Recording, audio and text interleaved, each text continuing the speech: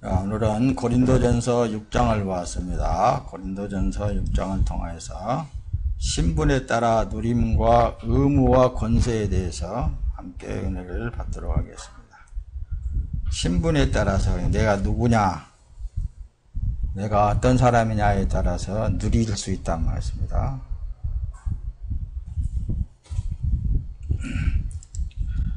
자, 처음에 보면은 나는 주님의 종이다 나는 주님의 종이다, 나는 하나님의 백성이다, 나는 하나님의 자녀다. 이건 어느 누구를 막론하고 구원받은 하나님의 백성에게는 다 해당되는 거예요.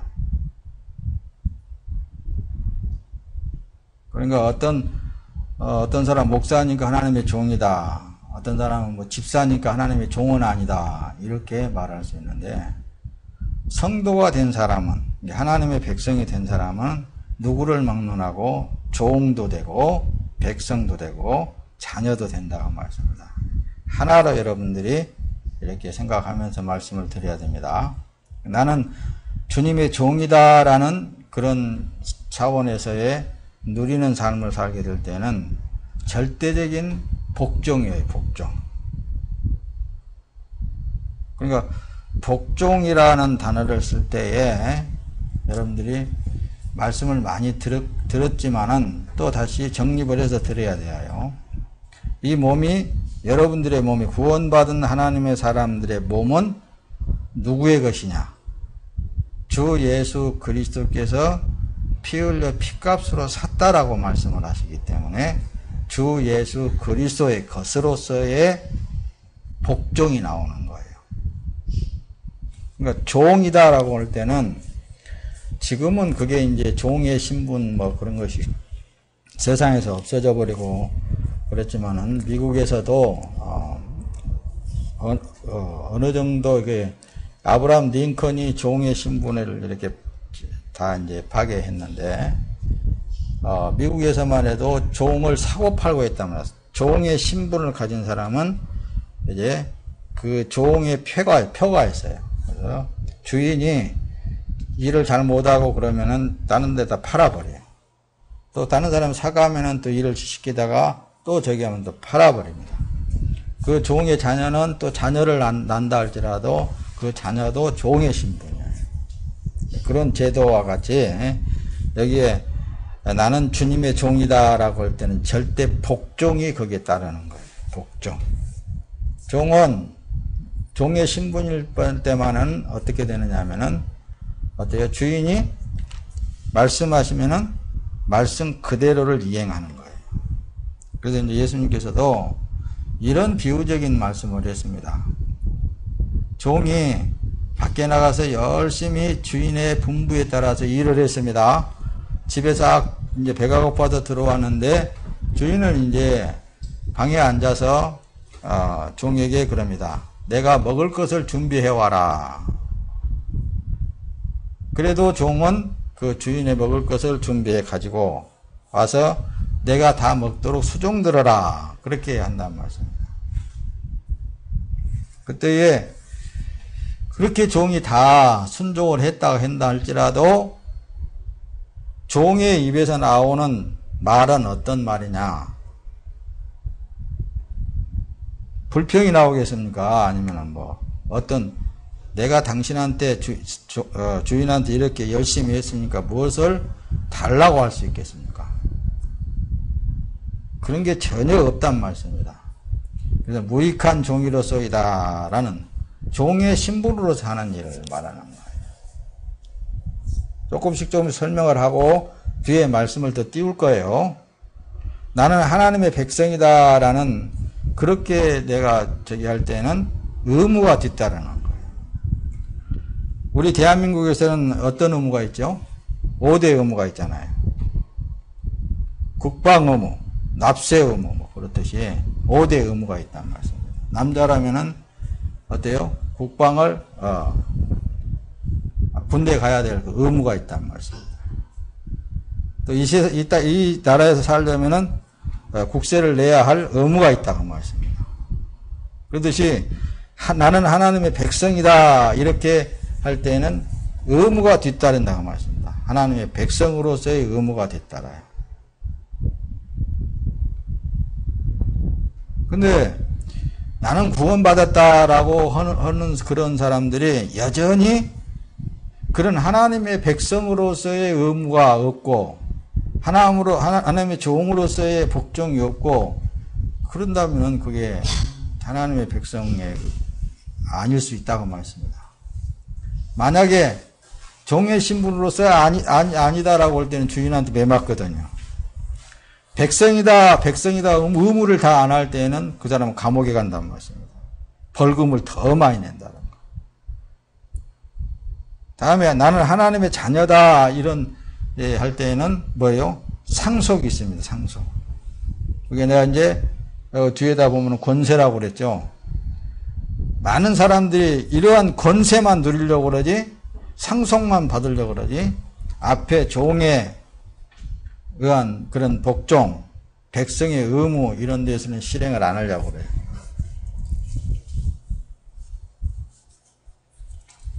그러나 절대적인 하나님의 능력의 장중에 붙잡힌 자, 그러니까 하나님께 붙잡힌 자는 이와 같은 삶을 살게 되어 있습니다. 절대적인 복종, 절대적인 의무, 절대적인 상속권을 이제 가서 받게 된다고 말씀합니다. 하나님의 상속을 받는 거예요. 하나님의. 이 땅에서도 권세를 누릴 수 있습니다. 그래서 하나님의 백성들, 하나님의 자녀된 신분을 누구든지 건드리기만 하면은 하나님이 그대로 놔두지를 않는 거예요. 하나님이 절대로 그대로 놔두지 않는다고 말씀합니다. 이게 권세예요. 근데 이 땅에 육체를 입고 있는 이상 내가 스스로의 어떤 그 권세를 행사하는 게 아니라 내 신분 자체가 누구예요? 하나님의 자녀의 권세가 있단 말씀입니다. 이 땅에서도 신분이 가장 중요한 거예요. 직책이 가장 중요하단 말씀입니다. 그렇듯이 이 땅에서 사는 삶을 통해서 하나님의 나라의 백성에 관한 것을 여러분들 성경을 통해서 잘 들여다보면은 이 땅에서 사는 어떤 그 삶의 어떤 누림이 하나님의 나라의 이 백성으로서 종으로서의 하나님의 자녀된 신분으로서의 이 땅에서 사는 삶은 왕이신 예수 그리스도가 절대적으로 책임져 주시고 보장해 주신다고 말씀입니다.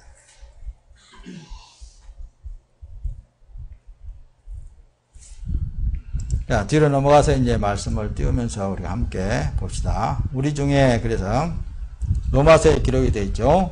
우리 중에, 그러니까 구원받은 하나님의 백성 중에 예수 그리스도께 붙잡힌 하나님의 자녀된 또 하나님의 종된 하나님의 백성된 이런 중에 누구든지 자기를 위하여 사는 자가 없고 그러잖아요. 자기를 위하여 죽는 자도 없도다.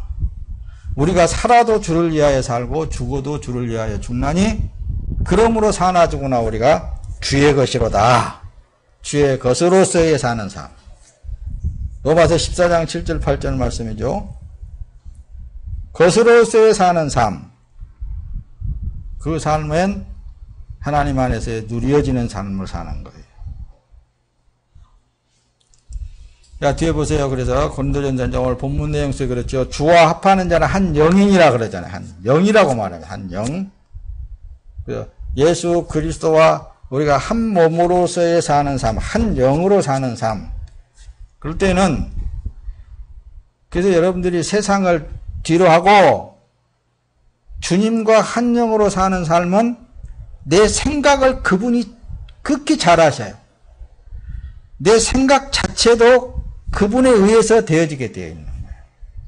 그래서 자기를 포기하고 자기 생각을 어떤 생각을 주님께서 넣어주든지 그 생각이 바로 그 말씀에 대해서 나타나는 말씀에 대해서 이루어지는 삶.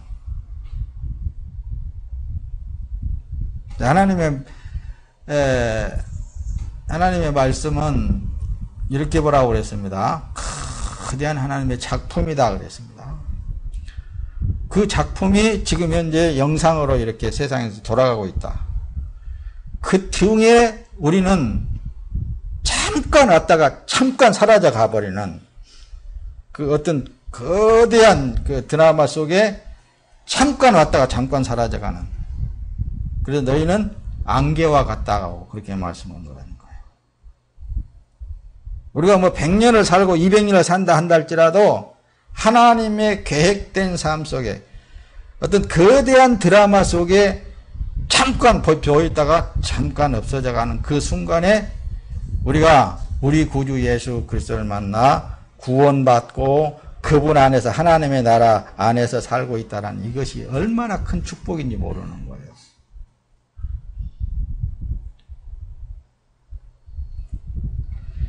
그러니까 그분이 오신 그분에 의해서 한 몸으로 사는 삶은 우리의 삶 전체적인 것이 그분의 뜻을 이루어가는 삶으로 변모되어진다 말씀입니다. 요한복음 3장 6절에 그랬죠. 육체에서 난 것은 육체고 그랬습니다. 성령으로 난 것은 영이다 그런다니까요. 그러니까 우리가 육체는 우리의 조상 부모를 통하여서 이 세상에 태어났지만은 성령으로 다시 태어났잖아요, 우리는. 그래서 예수님께서 니고데모와 대화 가운데 사람이 거듭나지 아니하면 하나님의 나라에 들어갈 수 없다라고 한 거예요. 다시 태어났다라는 것은 물과 성령으로 다시 태어났다.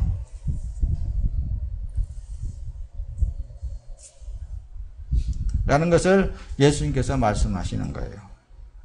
에베소 5장 30절은 이는 우리가 그리스도 몸의 지체들이기 때문에 그렇다.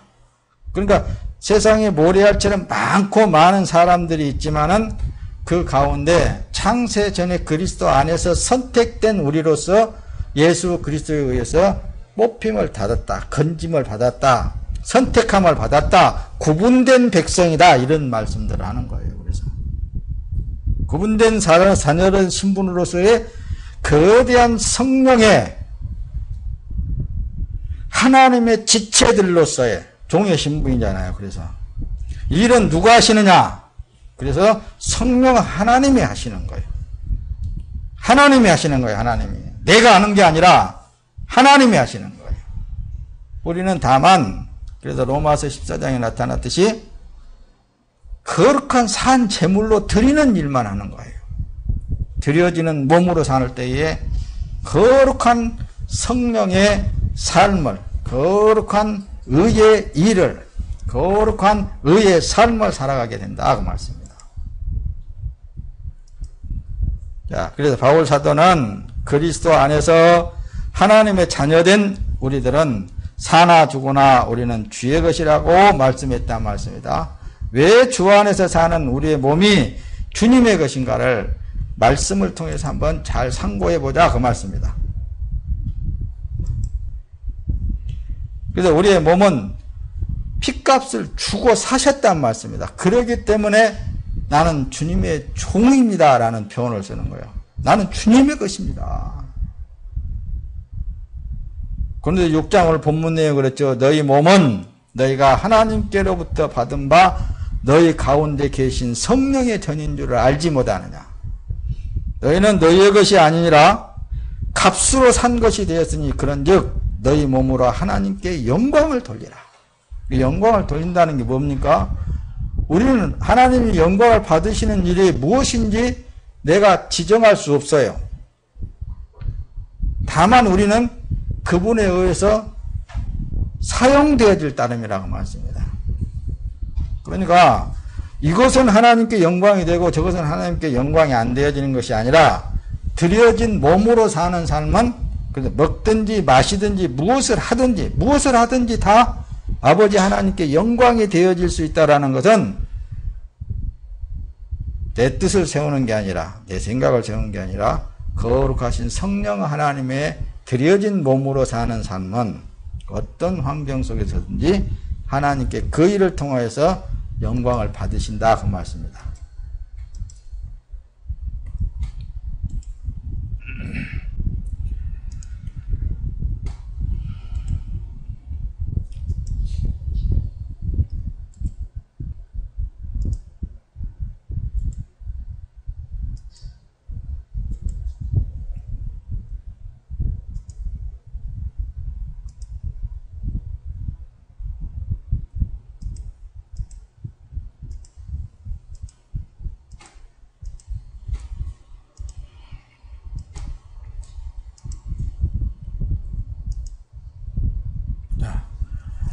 예수님의 피로 우리를 구속하여서 우리를 이미 깨끗하게 하셨습니다.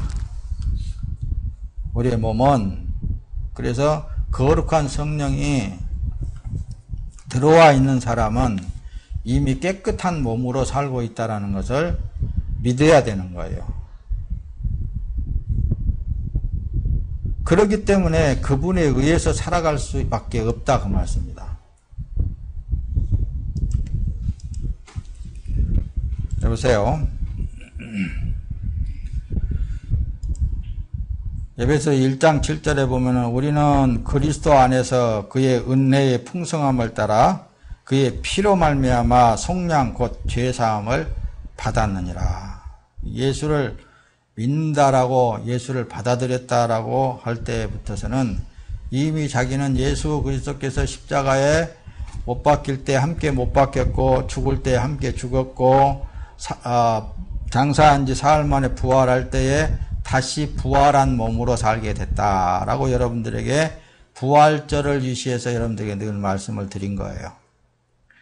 그래서 베드로전서 1장 18절에 보면 너희가 알거니와 너희 조상이 물려준 헛된 행실에서 대속함을 받은 것은 금이나 은이나 은같이 없어질 것으로 된 것이 아니요 오직 흠 없고 점 없는 어린 양 같은 그리스도의 보배로운 피로 된 것이니라.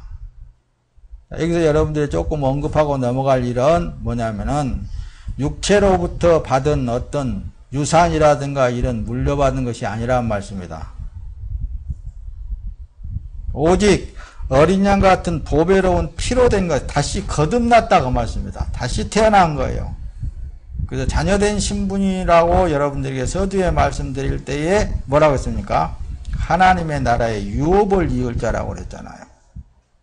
하나님의 나라의 유업을 이을 자가 곧 여러분들이에요. 히브리서 9장 14절에 보면 그렇죠. 하물며 영원하신 성령으로 말미암아 흠 없는 자기를 하나님께 드린 그리스도의 피가 어찌 너희 양심을 죽은 행실에도 깨끗하게 하고 살아계신 하나님을 섬기지 못하게 하겠느냐. 다시 말하면 구약 때에는 자기 죄를 씻기 위해서 양을 가지고 제사장한테로 가든가 아니면 송아지 소를 가지고 제사장 앞에 가서 자기 죄의 분량만큼에 대한 그 양이 됐든 송아지가 됐든 제사장한테 가지고 가서 제사장이 어떻습니까? 그 선택된 양을 거기다 놓고 죄 지은 그 사람의 손을 그 양 머리 위에 놓고 제사장이 그 위에 손 위에 얹고 기도를 합니다. 이 사람의 죄가 이 양에게 다 전가되어질 수 있도록 그게 제사법이에요. 그 죄를 다 전가받은 그 양이 그야말로 처절하게 죽임을 당하는 거예요. 그리고 어때요? 불로 태워버릴 건 태워버리고 피만 가지고 제사장이 어디로 들어갑니까? 성소에 들어가는 거예요. 그래서 하나님 앞에 그 죄 용서함 받는 길이 율법의 바로 제사법이 그것입니다. 그런데 이 히브리서 9장 14절에 기록된 이 말씀은 그런 양과 피로 인해서도 구속함을 받는데 하물며 하나님의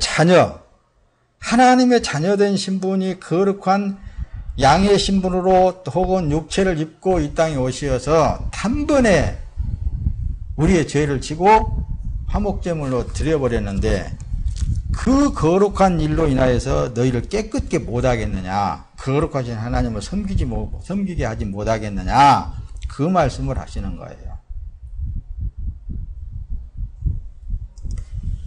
이렇게 구원받은 우리가 어찌 세상 사람들과 같이 살기를 원하겠습니까, 여러분? 잠깐 그냥 지나가 볼 이 세상을 어찌 그냥 세상이 못돼가지고 그냥 아등바등하고 산다는 거 보면은 이해가 안 되어진단 말씀입니다. 구원이 얼마나 큰 것입니까? 여러분 보세요. 우리 몸을 성령에 그래서 지체되게 하시는 거예요. 하나님께서 성령의 지체, 우리가 육체가 살아있는 동안에 성령의 어떤 사람은 교사로, 어떤 사람은 목사로, 어떤 사람은 가르치는 자로, 어떤 사람은 뭐 봉사하는 자로, 어떤 사람은 뭘로 다 활용을 하시는데 그게 다 성령의 한 몸으로서 주님의 한 몸으로서 사는 삶이라고 말씀입니다. 그 몸을 성령 하나님께서 만들어가는 거예요.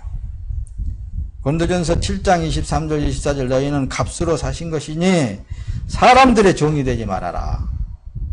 형제들아 너희는 각각 부르심을 받은 대로 하나님과 함께 가라. 예, 고린도전서 7장으로 넘어가다 보면 그렇죠. 각 사람은 부르심을 받은 그 부르신 대로 지내라 그러잖아요. 어떻게 부름을 받았던지. 앞에서 그랬습니다. 종의 신분이라든가 하나님의 백성의 신분이라든가 자녀의 신분이라든가 한 몸에 자녀된 한 몸 동일한 그런 모든 것을 세 가지를 다 가지고 있단 말씀입니다. 성령께서 어떤 몸으로 어떤 지체로 어떻게 사용하든지 간에 거기에 우리는 종이라는 단어를 쓸 때는 복종한다면서 복종. 복종 뒤에는 종의 신분으로서는 뭐예요? 보상심리가 절대 있을 수 없다. 백성으로서도 의무이지 보상심리가 절대 있을 수 없다. 고린도전서 12장 27절에 너희는 그리스도의 몸이요 지체의 각 부분이라 그랬잖아요. 말씀이 이렇게 정확하게 기록하겠어요. 성령 하나님 우리는 각 지체로서의 살고 있는 거예요. 근데 그 지체가 그 지체의 일을 다 하지 못한다면은 어떻게 되겠어요? 하지 못하지도 않습니다. 하나님은. 할 수밖에 없는 거예요. 로마서 6장 13절에 보면 그렇죠. 또한 너희 지체를 불의의 무기로 죄에게 주지 말고 오직 너희 자신을 죽은 자 가운데서 다시 살아난 자 같이 하나님께 드리며 너희 지체를 의의 무기로 하나님께 드리라. 우리는 할 일이 있다는 거 없습니다. 성령 하나님께 이 몸은 주님께서 빚값으로 사다 주의 소유물 삼으셨사오니 당연히 주님의 몸입니다. 내가 살아도 주를 위한 것이고 죽어도 주를 위한 것입니다. 이것은 항상 자기 마음에 몸에 입술로 고백하고 살아야 된단 말입니다. 그렇지 않겠어요? 그래서 우리 몸은 주님의 몸이다 할 때에는 백성으로서의 의무를 하는 거예요. 이제 이 몸은 주님의 것입니다 라고 했을 때는 고린도전서 6장 19절에 너희 몸은 너희가 하나님께로부터 받은 바 너희 가운데 계신 성령의 죄인 줄 알지 못하느냐. 너희는 너희 자신의 것이 아니니라 그러잖아요. 이게 백성으로서도 그 의무를 행사할 수 있는 것은 어떻습니까? 거룩한 일이기 때문에 의의 일이기 때문에 의가 되신 예수 그리스도에 의해서만 되어진다고 그랬죠.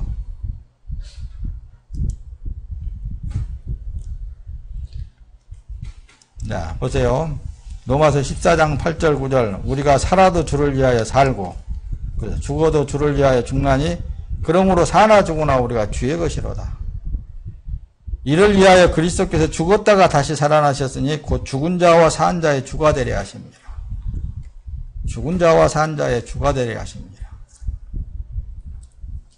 우리 몸도 주님의 것이기 때문에 내가 죽으려고 그래서 죽는 게 아니고 살라고 해서 사는 게 아니고 주님에 의해서 살기도 하고 죽기도 한다고 말씀입니다. 고린도전서 6장 20절 그러죠. 값으로 산 것이 되었으니 그런즉 너희 몸으로 하나님께 영광을 돌려라. 로마서 12장 1절 그러므로 형제들아 내가 하나님의 모든 자비하심으로 너희를 권하노니 너희 몸을 하나님이 기뻐하시는 거룩한 산 제사로 드리라. 이는 너희가 드릴 영적 예배니라. 지난주에도 여러분들에게 말씀을 드렸습니다. 예배라는 게 다른 게 아닙니다. 하나님과의 교제를 말하는 거예요. 어느 곳에 있든지 그분과 교제를 나눌 때에 바로 그게 예배인 거예요. 자, 말씀을 더 이제 조금만 더 띄웁니다. 여기 자녀된 신분 나왔죠? 하나님의 아들이 되게 하시는 그분이 하시는 거예요. 그분이. 그래서 요한복음 1장 12절 13절 이거 초등학생들 뭐 이게 유치원생 때부터 해서 이게 이제 가르치고 외워진 거예요. 영접하는 자 곧 그 이름을 믿는 자들에게는 하나님의 자녀가 되는 권세를 주셨으니 이는 혈통으로나 육정으로나 사람의 뜻으로 나지 아니하고 오직 하나님께로서 난 자들이라 그러잖아요. 그러니까 우리가 구원받은 것은 하나님께로부터서 우리가 구원이 왔다니까요. 이것이 큰 거예요. 이것이. 이 세상에 여러분들 뭐 사는 건 다 거기서 그갈만 해요. 다 똑같아. 뭐 부자가 됐든 가난한 사람이 됐든 잘난 사람이고 못난 사람이고 이쁜 사람이고 안 이쁜 사람이든 간에 사는 삶에서는 다 거기서 그갈만 해요. 다 똑같아. 그런데 이 상황 속에 우리가 태초부터서 하나님의 구원받은 하나님의 백성으로서 하나님의 자녀된 신분으로서 이 험준한 세상 가운데서 하나님의 권세 아래서 살고 있다는 것은 야말로 얼마나 큰 복이냐 그 말씀입니다. 이런 능력 있는 삶을 살아야 됩니다. 여러분들. 갈라디아서 3장 26절 27절이죠. 너희가 다 믿음으로 말미암아 그리스도 예수 안에서 하나님의 아들이 되었으니 누구든지 그리스도와 합하기 위하여 세례를 받는 자는 그리스도로 옷 입었느니라. 할렐루야. 여기 누구든지 세례를 받는 자는 그랬죠. 세례라는 게 뭐라 그랬어요? 뭐 세례 요한을 통하여서 물세례도 물세례고, 물세례는 뭐예요? 형식적인 것이죠. 물속에 들어갔다가 다시 나올 때는 처음 사람은 죽었다 다시 올라올 때는 새 사람으로 살았다 그거란 말씀입니다. 뒤에 이제 성령 세례라고 여러분들에게 말씀을 드렸습니다. 성령 세례는 자기 뭐예요? 어떻게 보면은 자기 생각도 다 자기 어떤 사고방식도 다 바꾸어 놔버린다는 말씀입니다. 다 불로 태워버리고 다 바꾸어 놔버린다는 말씀입니다. 그 일을 누가 하시냐니까요. 하나님의 능력으로만 되어지는 거예요. 그래서 이렇게 된 사람은 그리스도로 옷 입었다라는 건 성령으로 옷 입힘을 받은 자다. 성령으로 옷 입힘을 받은 자다. 이런 사람들은 철대의 하나님의 자녀의 능력으로 사는 거예요.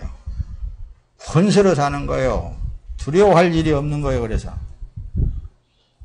뭐든지 그냥 되는 거예요. 뭐든지 되게 되어 있어. 그분의 뜻에 의해서. 그렇다 해서 자기 정욕을 내세우면 안 된다고 그랬죠.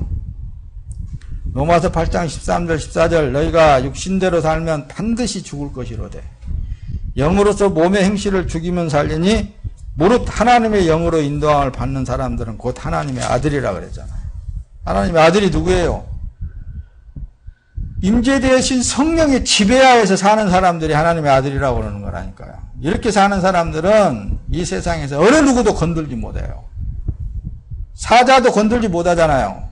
하나님의 허락 없이는 절대로 그런 사람을 건들 수가 없는 거예요. 감히 누가 하나님의 자녀를 손대겠습니까?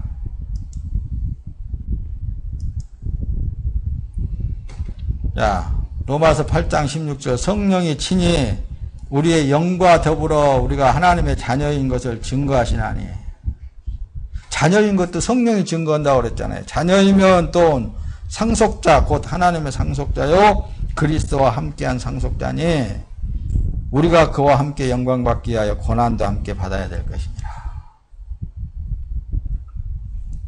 그러니까 상속자로서의 예수님께서 모범이 되어져서 보여주신 거예요.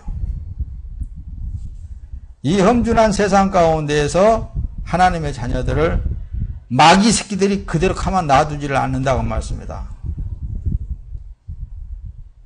그러나 우리는 그걸 두려워할 일이 없다. 예수님을 바라보면서 나아갈 때 하나님의 거룩한 상속자로서의 삶을 살아나갈 때에 그런 걸 두려워할 필요성이 없는 것이다. 사나 죽으나 주님의 것입니다. 말씀을 이제 줄여나갈까요? 우리는 그래서 사나 죽으나 주님의 것입니다. 로마서 14장 8절 우리가 살아도 주를 위하여 살고 죽어도 주를 위하여 죽나니 그러므로 사나 죽으나 우리가 주님의 것입니다. 이걸 항상 여러분들이 주님 앞에 고백하세요.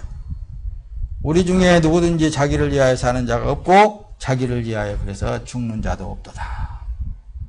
자신을 위하여서 살고 죽고 오는 것이 없어요. 하나님의 사람들은.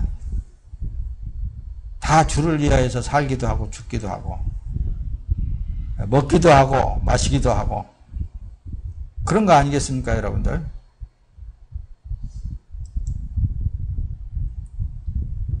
빌립보서 1장 21절 이는 내게 사는 것이 그리스도니 그러잖아요. 죽는 것도 유익하다. 내 몸 안에 그리스도께서 살고 계시니까 죽는 것도 유익하다 그러잖아요. 죽는 것도. 죽는 것보다도 더 비참한 것이 어디가 있겠습니까, 여러분들?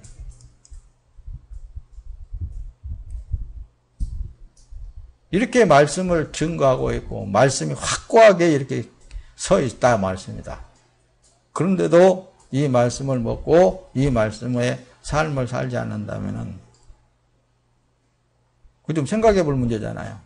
갈라디아서 2장 20절 내가 그리스도와 함께 십자가에 못 박혔나니 그런즉 이제는 내가 산 것이 아니다. 오직 내 안에 그리스도께서 사신 것이라 그러잖아요. 이제 내가 육체 가운데 사는 것은 나를 사랑하사 나를 위하여 자기 자신을 버리신 하나님의 아들을 믿는 믿음 안에서 사는 것이다. 어디 믿는 믿음 안에서 사는 것이다. 그 믿는 믿음이 뭐라고요? 나는 주님의 몸으로 산다. 권세를 할 때는 나는 하나님의 자녀야. 감히 나에게 그 누가 간섭할 수 있겠느냐 그 말입니다. 베드로전서 4장 2절 그 후로는 다시 사람의 정욕을 따르지 않고 하나님의 뜻을 따라 육체의 남은 때를 살게 하려 합니다. 육체의 남은 때를 오직 주님의 것으로서의 살게 하려고 우리를 핏값으로 산 거예요.